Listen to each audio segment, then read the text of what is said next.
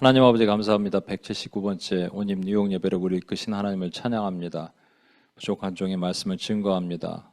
그런데 전하는 이나 듣는 이가 성령 안에서 교통만 하게 도와주시고 그래서 하나님의 소리만이 들려지게 도와주옵소서. 그렇게 하실 주님을 기대하며 우리를 구원하신 예수님의 이름으로 기도합니다. 아멘. 제가 3개월 넘게 기침을 계속 하다가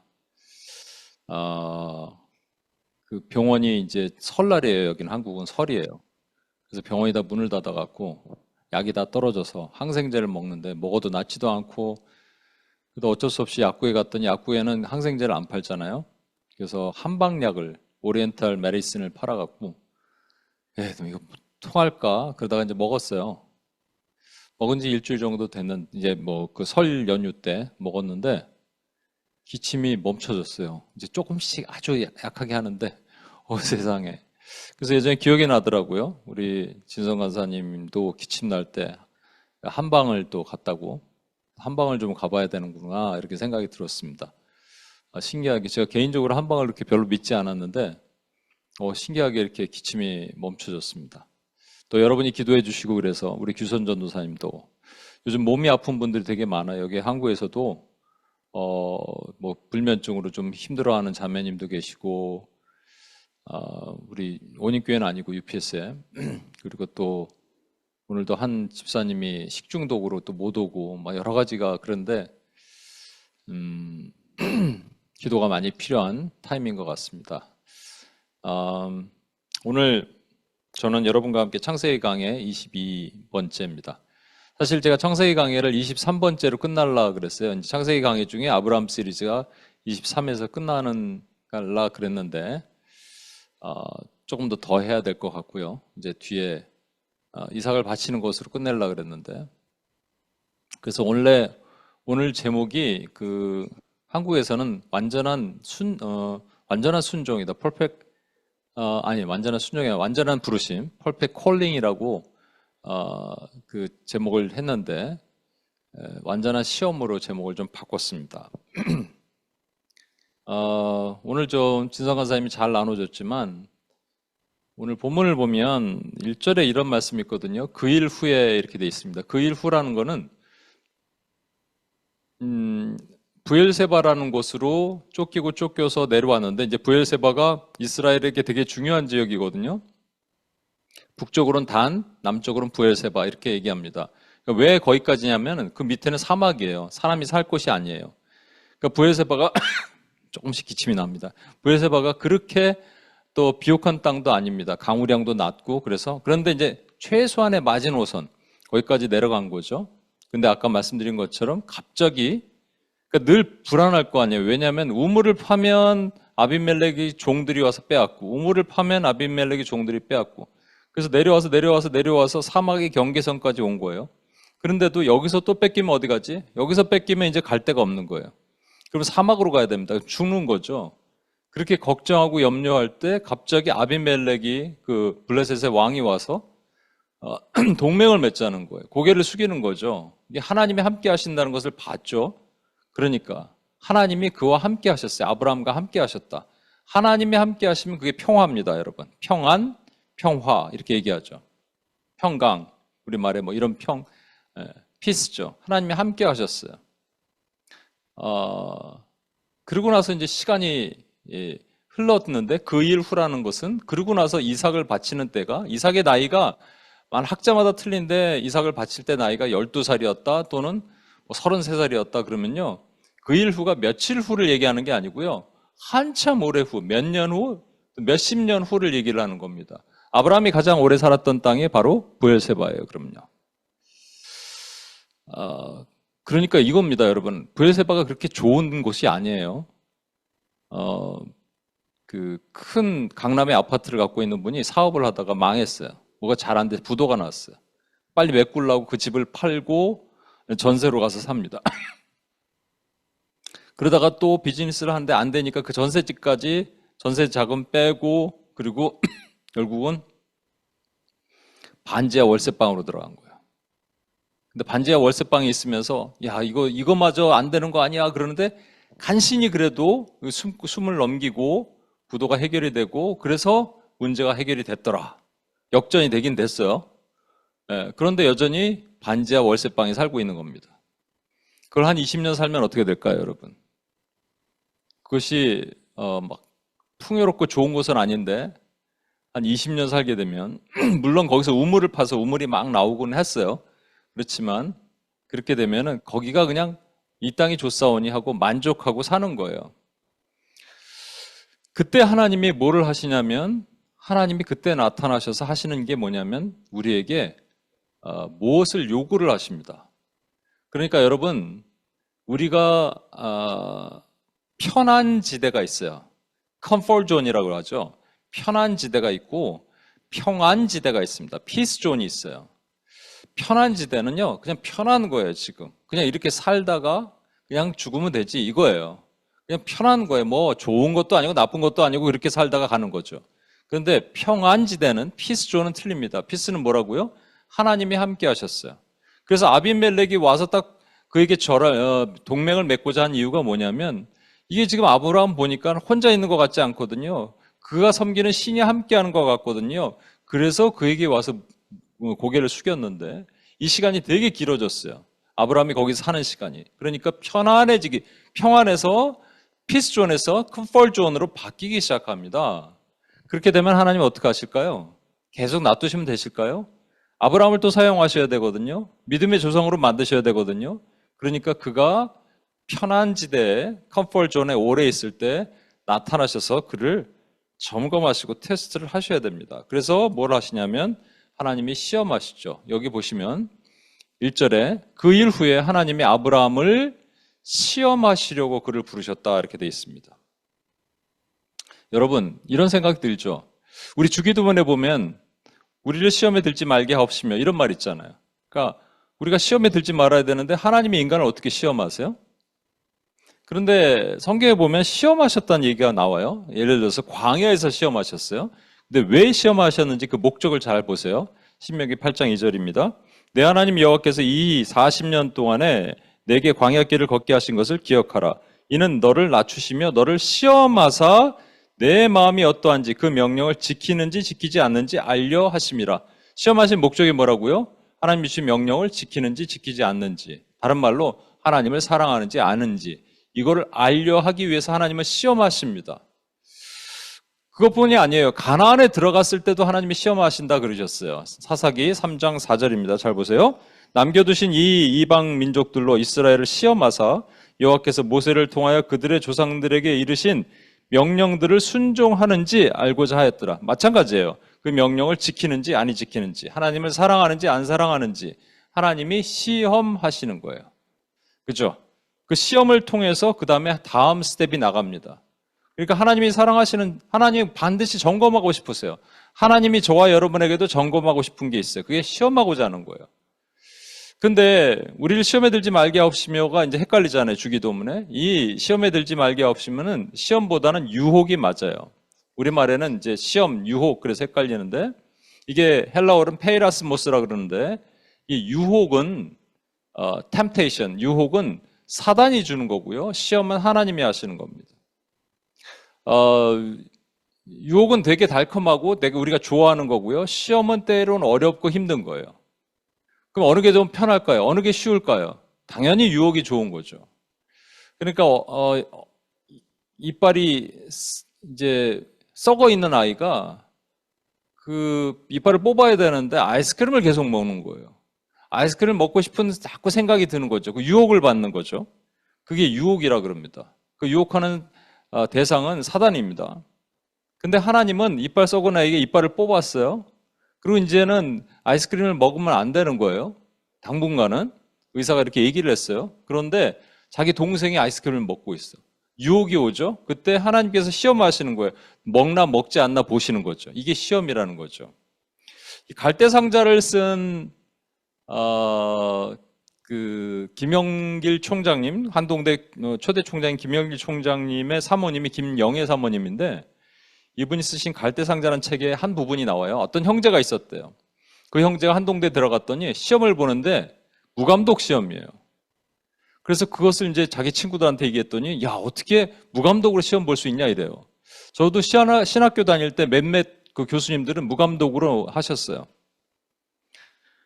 그런데 이 형제가 얘기하는 거죠. 그래, 우리 학교는 무감독으로 시험을 봐. 이렇게 얘기했는데 정작 자신의 양심에 찔린 거예요. 왜냐하면 자기는 치링을 하거든요. 컨닝을 한 거예요. 그리고 페이퍼를 낼 때도, 과제를 낼 때도 다 베껴서 내고 양심에 찔린 거예요. 그리고 군대를 갔다 왔는데 복학생들, 이제 믿음의 신실한 선배들이랑 얘기하는데 그 선배들은 진짜 그것을 지키더라는 거예요. 어떻게 하냐면, 나 요번에 뭐 F 맞았어. 나 이번에 D 맞았어. 어떻게 페일하고 어떻게 D를 맞아요? 그거 그냥 시험 치링하면 되잖아요. 그죠? 무감독인데, 감독도 없는데. 근데 그것을 지켰다는 거죠. 저기 그 웨스트민스터의 어떤, 그 필라델피아에 있는 웨스트민스터 신학교에 어떤, 유명한 얘기가 있습니다. 그게 거룩한 바보란 얘기가 있어요. 예. 그러니까 시험에서 페일하는 사람이 나타나는 거예요.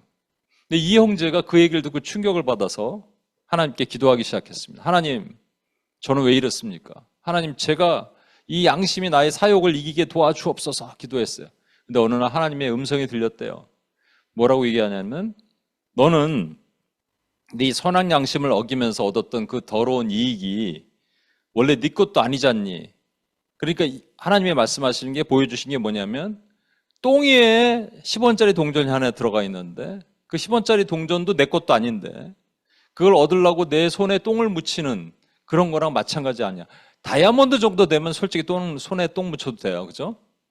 그런데 10원짜리 동전이야. 이거는 우리가 줍지도 않는 거예요. 근데 그것을 주스려고 손에 똥을 묻혀. 나중에 이것이 입에 들어가면 식중독도 유발하게 되고 결국 더 안 좋잖아요. 그런데 사단은 뭐라 그러냐? 우리를 유혹하는 겁니다. 컨닝해, 치링해. 남들 다 이렇게 과제물 베껴. 야, 너만 그러는 거 아니야? 남들 다 해. 이렇게 얘기를 하는 게 사단의 소리입니다. 이게 유혹이에요. 그 유혹에 대해서 하나님은 뭐라 그러신다고요? 너는 이 똥 묻은 손으로 그러니까 똥 묻은 10원짜리를 얻으려고 네 양심을 버릴 수 있겠니? 라고 하나님께서 우리에게 치링하는지 안 하는지 보시는 거예요. 그죠? 이게 하나님의 시험입니다. 그 시험에 들지 말게 하옵시고는 유혹에 빠지지 말게 하옵시고예요. 그러나 하나님은 반드시 시험하세요. 왜 시험하실까요? 아까 보셨잖아요. 여기 사사기에도 나오고 신명기에도 나오고, 왜 시험하시냐면 우리가 하나님을 사랑하는지 아니 사랑하는지를 보고자 싶은 거예요. 보고 싶으신 거예요.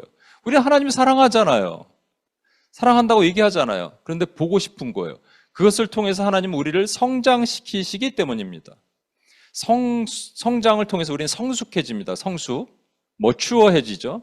근데 우리말에 성숙과 이걸 바꿔보면 숙성이 있어요. 성숙과 숙성은 완전히 달라요, 여러분.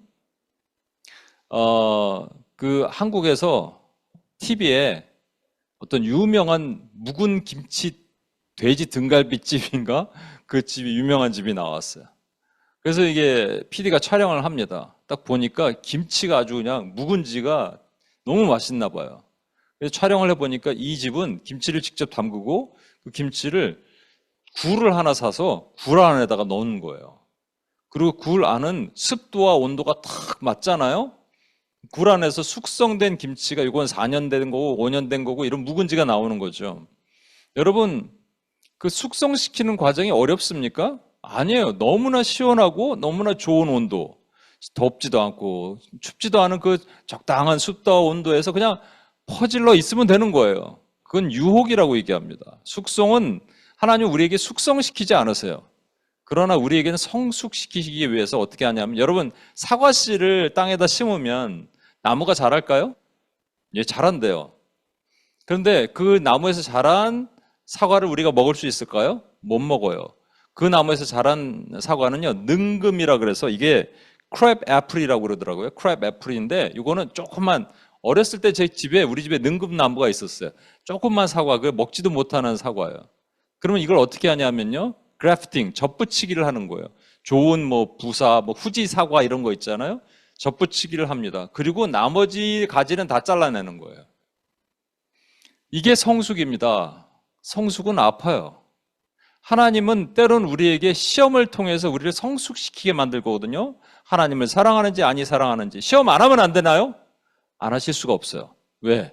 하나님은, 우리가 하나님을 사랑한다는 것을 듣고 싶으신 거예요. 보고 싶으신 거예요. 그러면 시험을 안 하실 수 없어요. 때로는 아파요. 뼈를 깎는 아픔이 있을 수 있어요. 하나님께서 2절에 보세요. 여호와께서 이르시되 내 아들 내 사랑하는 독자 이삭을 데리고 모리아 땅으로 가라. 누구를 이제 아브라함에게 시험하시냐면 가장 사랑하는 독자. 이스마엘도 떠났잖아요. 이제 한 명 남았어요. 그 독자를 나한테 바쳐라 이런 거예요. 어떨 때는 우리가 우리 삶에 뼈를 깎는 고통이 있을 수 있고 중요한 것을 포기해야 될 수도 있습니다. 때로는 위험한 것을 선택해야 될 수 있어요. 근데 하나님은 이 순종을 보기를 원하시는 거예요. 시험을 통해서 정말로 하나님을 사랑하는지 그 순종이 나타나는지 보기를 원하시는 겁니다. 이렇게 되니까 아브라함이 뭐라고 얘기해야 됩니까, 여러분? 이 정도 되면 아브라함이 하나님에게 너무하신 거 아니십니까? 이렇게 얘기해야 되지. 정상이죠. 하나님 왜 이러십니까? 그런데 잘 보세요, 여러분. 이게 하나님이 사실은 아브라함이 순종할 수 있게 사실 상을 다 차려놓으신 거나 나는 마찬가지라고 생각해요. 아까 부엘세바 말씀드렸죠. 소돔과 고모라의 멸망을 보고 헤브론에서 떠나서 그랄이라는 블레셋 땅에 있다가 밀리고 내려서 남쪽 제일 끝에 부엘세바까지 왔어요. 거기서 계속 두려운 과정에서 이동한 거예요. 아까 말한 것처럼 강남에 큰 평수의 아파트에 있다가 전세로 있다가 이제는 반지하에 월세로 내려왔어요. 내려왔는데 여기서 또 뭔가 잘못될 줄 알았는데 역전을 시켜주세요. 그래서 마음에 하나님이 나와 함께시구나라는 것을 생각할 수 있는 마음을 훈련을 시켜놓으신 거예요. 사실은 엄밀히 말하면 아브라함이 믿음이 대단한 사람입니다. 우리보다는 엄청난 사람이에요. 그럼에도 불구하고 하나님께서 이미 아브라함에게 훈련을 만들어 놓으신 거예요. 그 털을 만들어 놓으신 거예요. 그래서 아브라함이 어떻게 하냐면 3절 보십시오. 아브라함이 아침 일찍 일어나 나귀 안장을 지우고 두 종과 그의 아들 이삭을 데리고 먼지 쓸 나무를 쪼개어 가지고 떠나 하나님이 자기에게 일러주신 곳으로 갑니다. 고민하지 않고 간 거예요. 제가 여러 번 말씀드리는데 인도 선교사님이 전 너무나 각인이 돼서 말씀드리는 거예요. 누군가 여러분에게 순종을 요구할 때 30초 이상 생각하지 마세요. 이렇게 얘기하셨어요. 30초 이상 생각하면 불순종입니다. 그러니까 일단 예 알겠습니다 하는 거예요, 여러분. 제가 여러 번 말씀드립니다. 여러분이 하나님에게 직통 계시를 들을 수 있지만 보편적으로는 교회에서 여러분의 리더십, 목회자 이렇게 얘기하잖아요. 예를 들어서 목사라고 칩시다. 목사가 여러분에게 뭘 요구를 해요. 그럼 여러분이 대부분 뭐라 그럽니까? 좀 어려운 요구가 왔어요. 어려운 요청이 왔어요. 그럼 뭐라고 여러분 대답할까요? 이렇게 합니다. 예, 기도해 보겠습니다. 거의 보편적으로 이렇게 얘기해요. 기도해 보겠습니다. 기도를 또 하지도 않는 사람들이 기도해 보겠다는 사람들도 있어요. 그죠? 평상시에 기도 안 하는데 그때만은 또 기도하겠대. 기도해서 그러면 알 수 있을까요? 고민을 하겠죠. 물론 뭐 알 수 있을까? 알 수 있겠죠.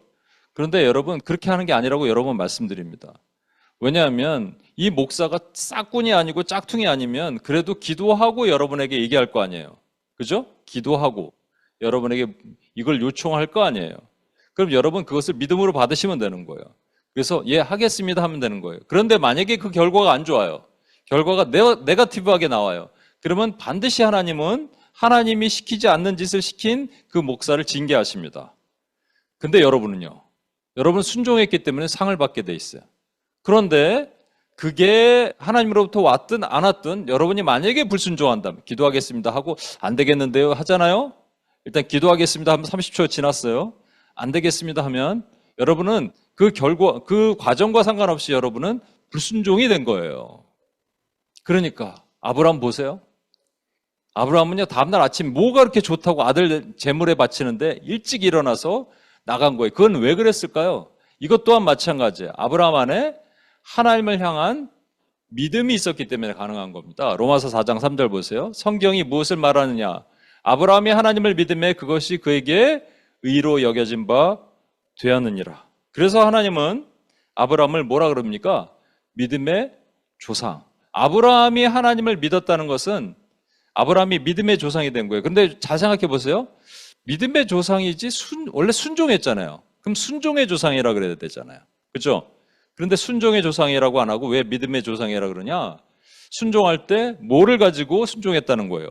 믿고 믿음을 가지고 순종했다는 거예요. 어떻게? 여러분, 이것이 엄청난 믿음이에요. 엄청난 신앙입니다. 잘 들어보세요. 여러분과 저에게 하나님의 뭔가 요구하세요. 그때 여러분이 이게 좀 부당하게 느껴질 수도 있고 어렵게 느껴질 수도 있고 때로는 뼈를 깎는 고통 같은 것들이 있을 수 있고 되게 힘들어. 마음이 어려워. 번민이 돼. 그런데 여러분은 뭐라고 하는 거냐면 이렇게 생각하셔야 돼요.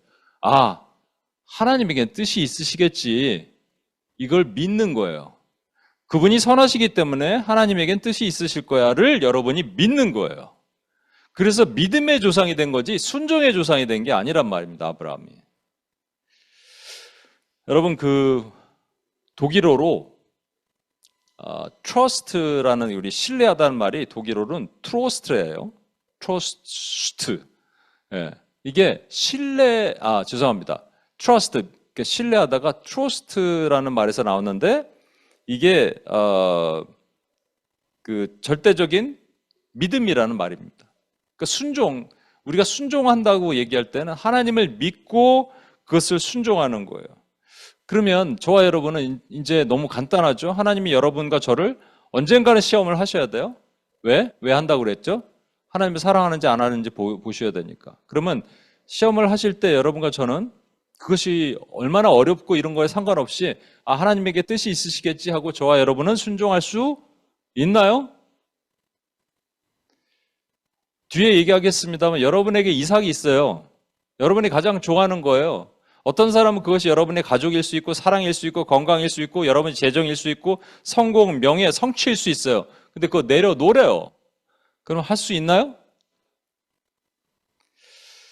만약에 하지 못한다면 아까 얘기했잖아요. 이게 아브라함이 하나님을 신뢰했기 때문에 하나님에게 분명한 뜻이 있으실 거야 라고 믿었기 때문에 그가 믿음의 조상이 된 거예요. 그러면 우리가 못한다면 우리와 하나님 사이에 신뢰관계가 깨졌다는 증거입니다, 여러분. 제가 사진 하나 보여드릴게요. 저기가 나이아가라 폴인데 이 거리가 저 끝에서 이쪽까지 연결하는 거리가 밧줄이 3,300km가 된대요. 이 키로를 1858년 6월 30일 찰스 브론딘이라는 프랑스의 그 외줄 타기 고개사가 여기를 건넙니다. 여러분 3km예요. 3km가 넘어요. 이거를 건너요. 엄청나게 대단하죠. 그러니까 엄청나게 많은 사람들이 이쪽과 저 반대쪽에 와서 군집해갖고 그걸 보는 거예요.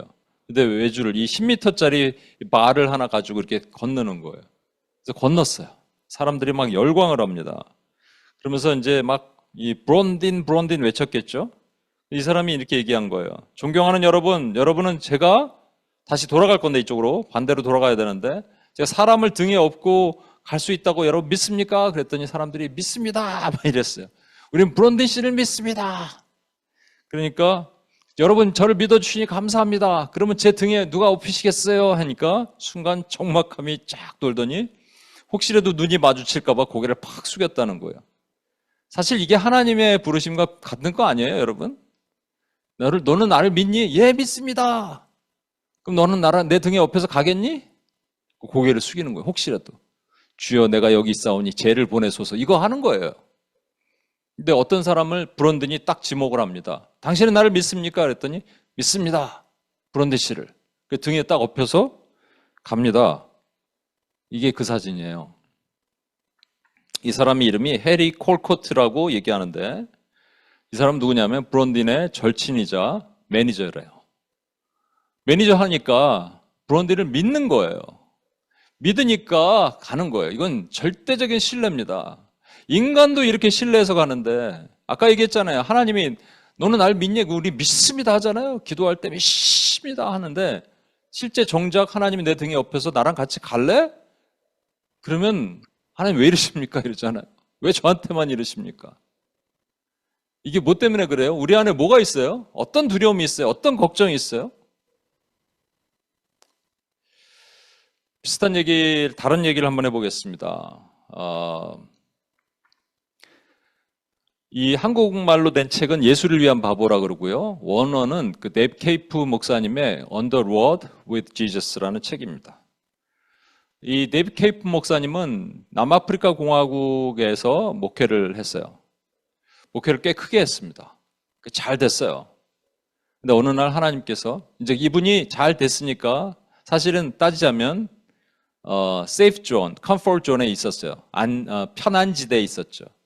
근데 하나님께서 그를 불러서 peace zone, 평안 지대로 부르십니다. 야, 너는 나랑 같이 가지 않을래? 어디요? 난 네가 거리를 다니면서 사람들에게 발을 씻어주길 원한다. 이러셨대요. 근데 지금 저기에 보면 잘 보이는지 모르겠는데 어깨에 이렇게 메고 가는 왼쪽 사진에 보면 십자가에다가 대야를 하나 꼽아갖고 이렇게 박아갖고 들고 다니고 뒤에 이 백팩은 물통이 이렇게 들어가 있어요. 수건이랑. 그래서 한 1년 하고 말 줄 알았는데 이거를 제가 본 예수를 위한 바보가 벌써 한 10년 전에 나온 책이니까 그때가 3,000km예요. 그러니까 지금은 더 한 5,000km 걸었겠죠, 여러분. 엄청나게 걸어서 다닙니다. 남아프리카 공화국 구석구석을 다녀요. 조직폭력배, 알코올 중독자, 동성애자, 한센병 병자 다 발을 씻겨줘요. 그리고 도시의 시장뿐만 아니라 대통령까지 발을 씻겨줍니다. 이 사람이 가고, 이분이 가고, 그리고 사모님은 차를 타고 천천히 쫓아오는 사역을 하는 거예요. 차에서 잠을 자고 하는 거죠. 여러분, 이분이 뭐 했냐면 사역을 하다 안 된 게 아니에요, 여러분. 하다 안 된 게 아니라 잘 됐어요. 그러니까 이 아브라함이 하다 안 된 곳에서 역전이 일어나서 나름 이제 그 다음에 괜찮게 살았단 말이에요. 거기서 하나님의 부르심이 있는 거예요. 거기서 하나님의 시험이 있는 거예요. 마이 컴포트 존에서 하나님의 시험하시는 거죠. 그래서 한 예로 근데 이분의 사역을 하나님이 축복하시기 시작하니까 함께 했죠. 하나님이 함께 한다. 임마누엘이잖아요. 그럼 하나님이 기적이 나타날까요? 안 나타날까요? 나타나죠. 한 예로 소웨토라는 거리를 들어가는데 여기는요. 이 하루에 5명에서 10명 정도 그 살인 사건이 일어나고 강간 사건이 일어나고 그런 아주 위험한 지역입니다. 근데 거기도 하나님이 음성을 듣고 들어가요. 들어가자마자 거기에 갱단 같은 4명이 너는 뭐냐? What are you doing here? 이렇게 해서 오는 거죠. 그런데 이분이 On the road with Jesus라는 그 스티커를 하나 두고 다니는데 그 갱단들이 오니까 가슴에다 스티커를 하나씩 붙여줬다 이렇게 붙여주고 너희는 내 말 들어봐. 20분만 줘봐. 그리고 예수님의 복음을 전했다는 거예요. 그랬더니 이들이 순한 양처럼 변했다는 거예요. 그리고 심지어는 그 중에 한 명이 나는 당신을 따르겠습니다. 따라왔다는 거예요, 여러분. 여러분 이게 이외에 말도 못하는 일들이 있습니다. 그러다가 하나님이 또 말씀하세요. 이제 너 남아프리카 공화국 다닐 만큼 다녔으니까 중동이랑 인도로 가라. 인도 얘기는 다음에 해드릴게요. 왜냐하면 제가 예수를 위한 바보 다음에 넥스트 북을 제가 읽고 있거든요, 지금. 다음에 얘기해 드릴게요. 중동에서 십자가 들고 다니면 그 사람들이 가만 두겠어요? 그런데도 하나님의 역사가 일어나는 거예요. 어떻게? 하나님이 함께 하시니까. 피스존, 하나님의 평화로다 하늘 위에서 내려오네. 진짜 평화는 뭐냐면 하늘에서 여러분에게 내려오는 거예요. 그분이 평화예요. 그 역사 기적이 일어나는 거죠. 하나님은 점검하신 거죠? 뭘? 이분이 순종하는지 안 하는지. 시험하신 거예요. 나를 사랑하는지 안 하는지. 그런데 이 데비온 목사님이요. 하나님이 처음 음성을 들었을 때 바로 순종했을까요? 저도 제가 어렸을 때부터 목사 되게 해달라고 막 정말 엄청나게 기도를 했어요. 하루에 8,000번, 하루에 4번. 초등학교 6년 동안 8,000번을 기도했다니까요. 근데 중학교 때 내가 그 기도를 포기했죠. 하나님이 추적하시니까. 결국은 내가 두 손 두 발 다 들었는데 어머님은 뇌출혈로 쓰러뜨렸을 때 하나님 살려주시면 제가 목사 되겠습니다. 하고 나서 미국으로 왔잖아요. 그러고 나서 6년 후에 제가 신학교를 갑니다. 6년 동안 버틴 거예요, 사실은. 근데 이분도 14개월 동안 안 했대요. 생각해보세요. 좋은 목회하고 잘 나가고 그러는데 딴 것도 아니고 다니면서 발 씻겨줘라. 이게 뭐겠습니까? 그래서 이분도 실제 그랬어요. 뭐라 그랬냐면 내가 미쳤어요, 하나님? 이런 걸 하라고요? 사람들이 정말 그들의 발을 닿게 해줄까요, 주님? 완전히 바보 같은 짓이에요. 차라리 고라자손처럼 땅을 갈라서 저를 삼키도록 하고 전혀 이런 일이 없었던 걸로 해주세요. 이건 바보 짓이에요. 바보 같은 짓이에요. 계속 외쳤대요. 근데 생각해 보니까 내가 바보라면 예수를 위한 바보가 되고 싶다라고 고백을 합니다. 그때부터 순종을 해요. 그리고 하나님의 기적의 문이 열려요. 순종은 기적을 낳습니다. 제가 첫 번째 책을 쓰고 싶은 게 순종을 기적을 낳는다는데 책을 못 쓰고 있어요. 아직 기적을 못 봤어요. 올해 이제 하나님의 기적을 볼 거로 기대하고 있습니다. 왜 하나님은 이 데이비드 목사님에게 더 힘든 일을 시키신 걸까? 그 안에 하나님을 사랑하는지 안 사랑하는지를 하나님 점검하고 싶으신 거예요. 이거는 이 목사님만 그런 게 아니에요. 우리 모두가 그래요. 우리가 가지고 있는 이삭을 내려놓고 하나님께 점검받기를 하나님이 원하시는 거예요. 김경환 목사도 그렇고 여러분도 그렇고. 하지만 이런 생각을 해봅니다. 만약에 이게 부르심이 하나님의 콜링이 아니면 어떻게 해요? 그죠? 잘 들어야겠죠? 근데 만약에 아니면 어떡하는 거예요? 예를 들어서 코스타에서 제가 한 말씀드렸는데 한 가장 많을 때가 1600, 1700명만 모였을 때 목요일 날 선교사 콜링을 합니다. 1600, 1700명 중에 선교사 콜링하는 사람들이 한 100명, 120명 일어나요. 그럼 그들을 나중에 이제 중보기도실로 오면 제가 이름 하나하나 불러가면서 같이 기도해주고 하는데 실제로 선교사 가는 사람은 10명도 안 돼요. 나머지 90명은 뭐예요? 짝퉁이에요? 잘못 들은 거예요? 나중에 이제 뭔가 두려움이 왔으니까 마음을 바꾸겠죠, 여러분. 또 심지어는 이제 순종한다고 신학교로 온 사람들 중에서도 제가 그 보케이셔널 콜링이라 그러죠. 하나님의 부르심의 콜링이 희미한 사람들이 많아요. 저랑 같이 신학교 했던 분은 신학교 다녔던 저랑 동갑인 우리 목사님이 있는데 한국에서 잘 나가던 분이에요. 돈도 많아요. 그리고 미국에서 자녀 이렇게 보내려고 이제 학교 보내려고 그러다가 눌러 앉게 됐어요. 신학을 하게 됐는데 근데 신학에 대한 확신이 없어요. 그러니까 개척을 했는데 그 가이디언 같은 거 하면서 개척을 하다가 지금 흐지부지 됐어요, 사실은. 이런 사람들이 되게 많거든요, 사실은. 그러니까 하나님의 소리가 정확하게 명확해야 돼요. 그럼 어떻게 알 수 있을까? 제가 알 수 있는 방법을 하나 알려드릴까요? 만약에 하나님으로부터 온 소리가 확실하면 여러분은 그것을 지금 순종하고 있습니다. 하나님은 확실하시기 때문에 하나님은 여러분에게 순종 안 할 것을 시키지 않으세요, 사실은. 여러분은 순종하고 있어요. 만약에 순종하지 않았다면 하나님으로부터 온 게 아니에요. 이렇게 얘기하면 여러분이 아니 지금 이게 하나님으로부터 왔는지를 알아야지 순종할 텐데 그럼 결과 아니냐? 맞아요. 그러면 제가 오늘 기가 막힌 얘기를 하나 해드릴게요. 잘 들어보십시오. 이 순종이 하나님으로부터 왔는지 어떻게 왔는지 보는 여러분 2절 말씀 다시 한번 볼게요. 여호와께서 이르시되 내 아들 내 사랑하는 독자 이삭을 데리고 모리아 땅으로 가서 내가 내게 알려준 한 산 거기서 그를 번제로 드리라. 여러분 하나님께서 처음 아브라함을 부르셨어요. 75세 때. 그러시고 그를 계속 인도하실 때 뭐라 그러냐면 내가 지시할 땅으로 가라. Go to the land that I will show you 그랬어요. 어딘지 몰라요. 가면 길이 열린다는 거예요. 그게 하나님의 그동안에 일하시던 방식이에요. 그리고 가끔 오래요. 자, 하늘의 별을 보래요. 야, 하늘의 별 보이니? 네 자손이 이만큼 많아질 거야. 땅에 모래 보이지? 네 자손이 이렇게 많아질 거야. 헤브론 산에서는 동서남북을 바라보래요. 네가 보는 땅은 다 네 거가 될 거야. 네 후손 거가 될 거야. 참 모호하죠? 참 애매하게 말씀하셨어요. 가는 길도 모르겠고 보는 길도 모호하고 그런데 마지막에 하나님이 시험하실 때는 그렇게 안 하셨어요. 어떻게 시험하신 줄 아세요?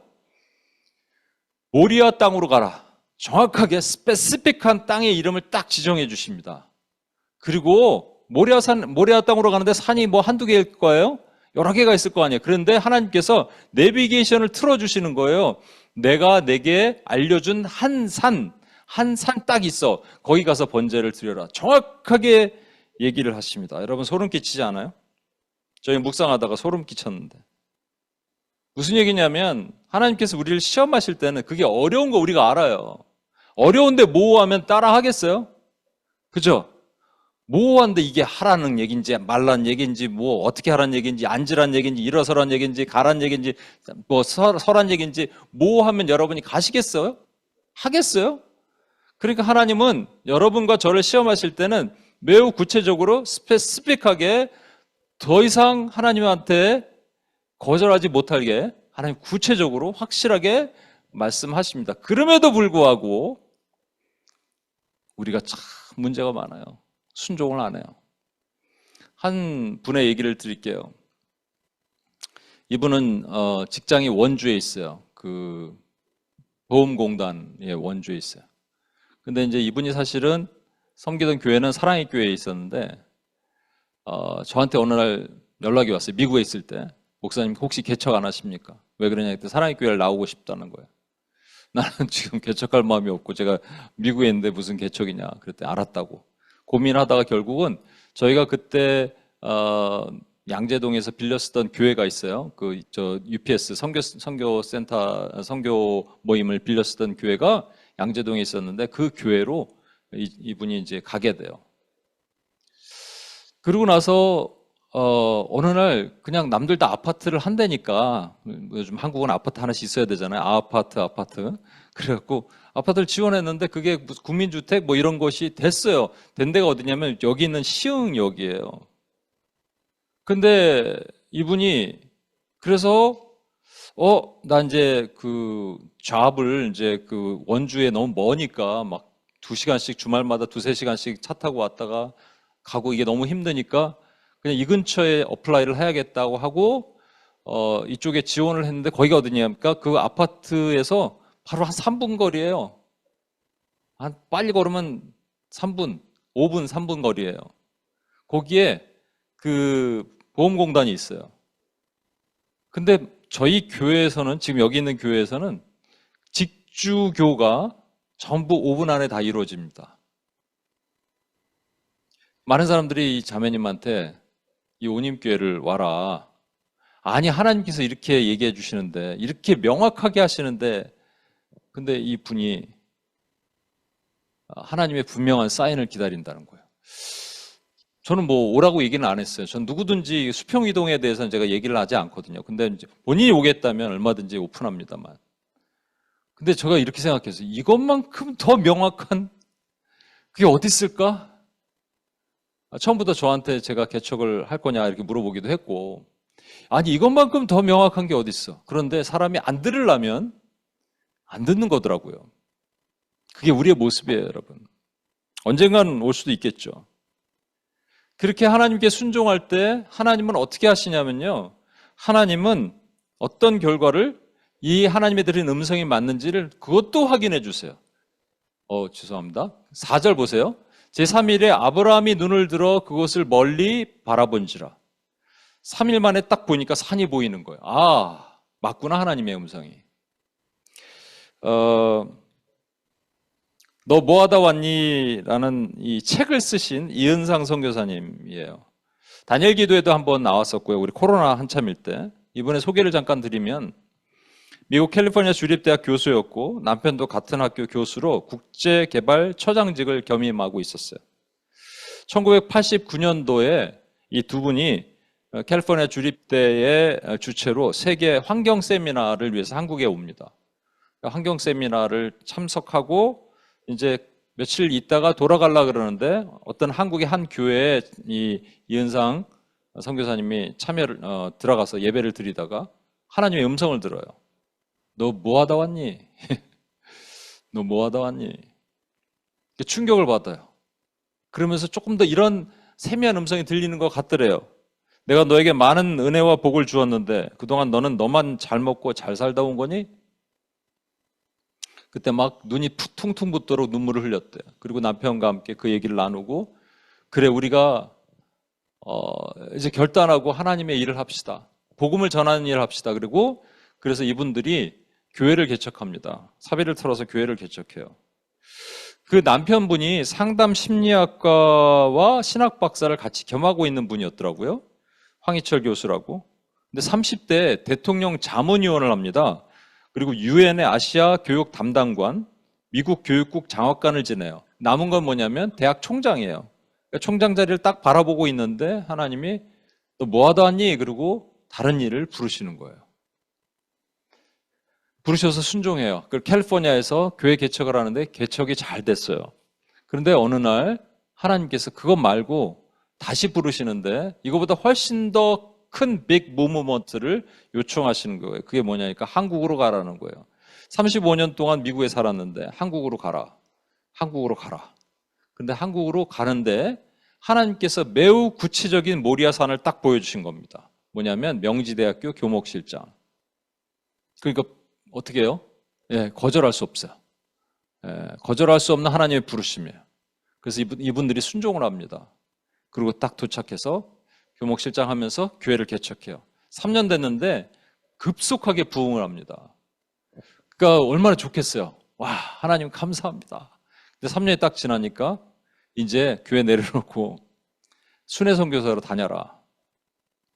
몽골, 모잠비크, 인도, 중앙아시아, 동남아시아 이런 데 다녀라. 여러분. 근데 그냥 하면은 안 되잖아요. 목적이 있어요, 여러분. 하나님이 저와 여러분에게 시험을 하신 데는 왜 그러신다고요? 하나님을 사랑하는지 안 사랑하시는지 보시는 게 첫 번째고, 두 번째는 아브라함 그래서 뭐가 돼요? 믿음의 조상이 됐죠. 이분들에게도 분명히 말씀하셨대요. 내가 세계 무대로 너를 옮기겠다. 그래서 순종합니다. 자비 들어서 이제 집 다 팔아서 교회를 개척하는데 다 쓰고 했는데 하나님이 가라 그러셔서 가요. 그리고 9년 동안 열심히 사역했는데 남편이 암이 걸려서 돌아갔어요. 이분 혼자 남은 거예요. 이 정도 되면 이제 하나님 너무하신 거 아닙니까? 할 수 있잖아요. 근데 이분이 열심히 다니면서 복음을 전하는 사역, 순회 선교사로. 순회 선교사는 사실 한 군데 오래 스테이하지 않기 때문에 잘 쳐주지도 않잖아요. 그러다가 어느 날 코로나가 터졌을 때 하나님께서 마음을 주시는 거예요. 역대하 7장 14절 말씀을 기초로 마음을 주셔서 이분이 영상을 하나 만듭니다. 우리가 코로나 터지고 한 3월쯤 됐을 때 그때 그 영상을 틀고 같이 다 통곡하고 기도했던 그 영상의 주인공이에요. 어떻게 만들었어요. 만들어서 성령이 주신 마음으로 세계 무대로 옮기겠다 하는 말씀이 맞았어요. 그리고 하나님은 이분을 멋지게 사용하십니다. 근데 아까 말씀드린 대로 피할 수 없는, 거부할 수 없는 명지대학교 교목실장이라는 모리아 산으로 딱 부르시니까 어쩔 수 없어요. 그렇죠? 저도 그렇고 여러분도 그렇고. 이삭이 있으시죠? 저도 이삭이 있어요. 말 못할 이삭인데 여러분도 있으실 거예요. 근데 어느 날 하나님이 그걸 요구하시면 뺏으시려고 그러신 걸까요? 아니, 목적이 그게 아니에요. 하나님은 나에게 더 큰 것을 준비하게 하시기 위해서 그러신 거예요. 제가 하나님의 또 다른 부르심이 있나? 요즘 뭐 그런 생각도 하고 있습니다. 나에게 뭐를 더 내려놓기를 원하시는가? 나에게 어떤 이삭이 있는가? 뭐 돈도 없고 아무것도 없는데 하나님 나는 뭐를 드려야 됩니까? 여러분에게 어떤 이삭이 있는지 점검해 보십시오. 오늘 이 나눔을 하는데 한국에 어떤 분이 그러더라고요. 자기의 이삭은 자식인 줄 알았는데 아니고 돈이라는 거예요. 그 돈이라는 것은 단순하게 돈이 아니라 할 수 있는 모든 것이 자기에게 이삭이라는 거예요. 또 어떤 분은 이런 얘기했어요. 목동에 사는데 하나님이 목동에서 옮기기를 원하시는 것 같더라는 거예요. 근데 떠나기 싫더라는 거예요. 목동은 그 교육열도 좋잖아요. 그리고 또 친정에 가까이 있으니까 애 맡기기도 편하고. 근데 나에게는 계속적으로 뭔가 압박이 있고 남편이 뭐 다 타지 지역으로 가고 이런 과정에서 가정에 또 어려움이 있고 떠나야 되는구나 아는데 못 떠나는 거예요. 여러분 우리에게 다 있습니다. 근데 이게 하나님의 부르심이면 확실하게 점검하셔야 돼요. 하나님의 부르심이면 명확하고 분명하게 모리아산 내비게이션을 탁 틀어서 어딘지 알려주시오. 확실하게. 왜? 우리가 거부하지 못하도록. 이거 왜 시키신다고요? 우리에게 압박감을 주려고? 아니에요. 사랑하는지 안 사랑하는지 보시고 그 다음에 더 큰 일을 맡기기 위해서요. 그러면 우리는 시험을 피해갈 수 있을까요? 아니에요. 저에게 맨하탄에 뉴욕에 있게 하시면서 UPS를 세울 때 제가 평신도였습니다, 여러분. 평신도가 뭘 할 수 있어요? 평신도가 기도 모임 한다면 사람들이 오겠어요? 근데 평신도로서 그때 이제 그리고 나중에 신학을 했지만 사람들이 평신도가 인도하는 기도 모임에 70명씩 왔다니까요, 여러분. 이해하시겠어요? 몰라요. 그러니까 우리가 순종을 하나님이 나를 사랑하는지 안 사랑하는지 시험을 계속 우리는 시험 한 번만 통과하면 되는 게 아니고요. 계속 어떨 때는 여러 번 시험하시는 거예요. 어떨 때는 내가 최고로 가치로 여기고 내가 가장 좋아하는 것들을 내려놓고 갈 때 하나님께서 우리에게 그 이상의 놀라운 것들을 허락하십니다. 여러분은 이미 교회를 개척할 때 이 작은 교회를 섬기려고 이미 섬기던 교회에서 모였잖아요. 여러분의 기득권 다 내려놓고 모였잖아요. 3년이 지나도록 아직 어렵잖아요. 그런데 하나님 이거 다 기억하십니다. 그리고 하나님의 마침내 하나님의 일을 보여주시는 거예요. 우리의 편한 지대가 어디입니까? 우리의 컴포트존이 어디예요? 컴포트존에서 이 이삭을 내려놓고 하나님은 피스존으로 옮기기를 원하시고요. 그리고 그 다음에 그것이 하나님의 최종 목적지가 아니에요, 여러분. 최종 목적지 모리아산에서 살아라는 게 아니에요. 그 다음에 하나님이 아브라함을 믿음의 조상으로 부르시기 위해서 그런 거라면 저와 여러분에게도 하나님이 준비하신 것이 있다는 겁니다. 우리 이 시간 이 찬양 한번 부르고 주님 앞에 나갔으면 좋겠습니다. 하나님의 부르심에는 후회함심이 없습니다.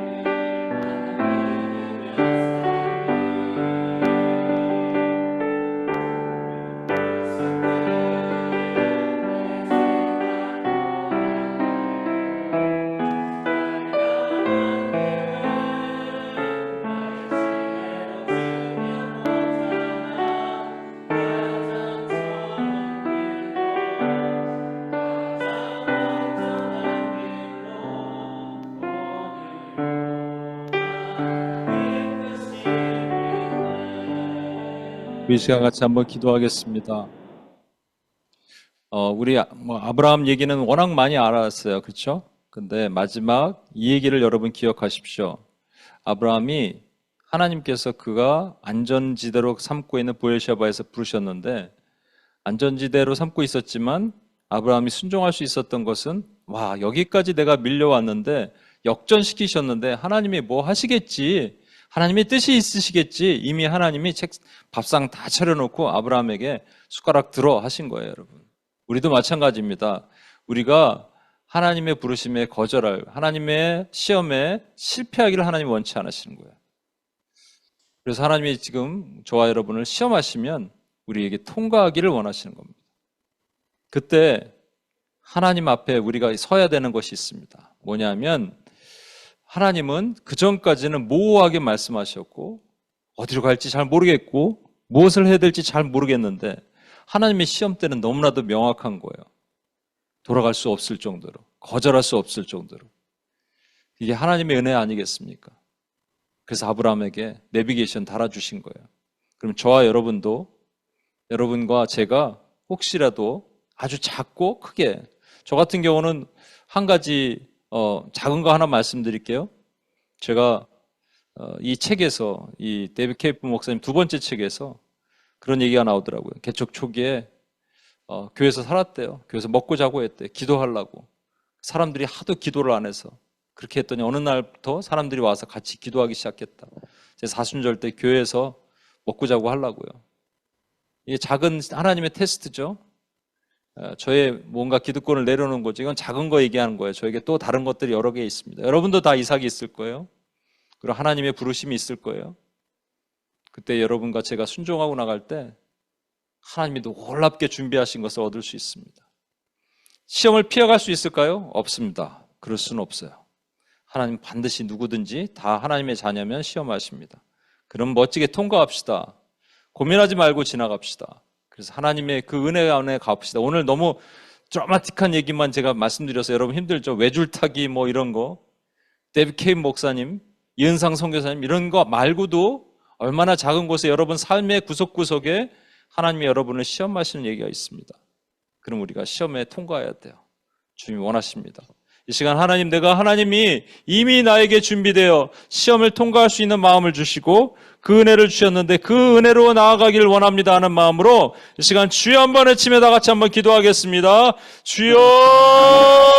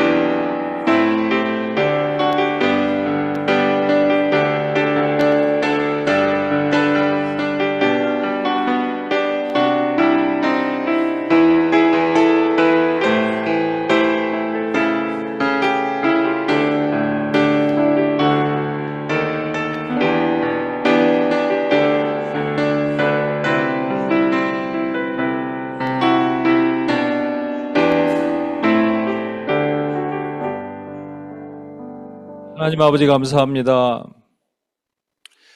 하나님 아브라함처럼 우리도 하나님 앞에 섭니다. 우리가 부엘세바까지 밀려온 것처럼 원님교회도 그런 마음이 있습니다. 그냥 이대로 살지 하는 그냥 세이프 존, 컴포트 존에서 하고 싶은 마음이 있을 때 주님께서 우리에게 시험하시고 점검하십니다. 그 시험에 통과하기 위해서 주여 이미 주님께서 우리에게 역전의 드라마를 만들어 주셨고 승리케 하십니다. 하나님, 그래서 통과할 것입니다. 하나님, 그래서 순종할 것입니다. 여기 있는 그 누구도, 오늘 방문하신 분들도 그 누구도 하나님의 시험에 통과하지 않을 사람이 하나도 없습니다. 왜냐하면 우리가 하나님을 사랑하기 때문에, 하나님을 신뢰하기 때문에, 하나님에게는 그런 뜻이 있으시겠지 아브라함이 믿었던 그 믿음이 우리에게도 있기 때문입니다. 주여 우리를 붙들어 주시고 그 시험을 통과하여 하나님이 만들어 주신 또 다른 엄청난 일을, 하나님 계획하신 일들을 나아가는 하나님의 종들이 되게 도와주시옵소서. 우리를 구원하신 예수님의 이름으로 기도합니다. 아멘. 우리 자리에서 일어나셔서 폐 찬양하시고 마치겠습니다.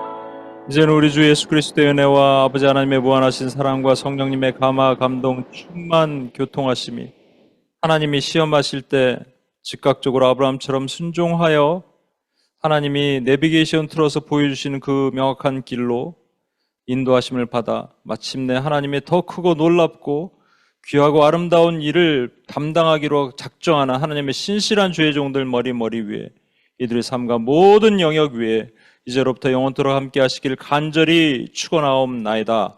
아멘.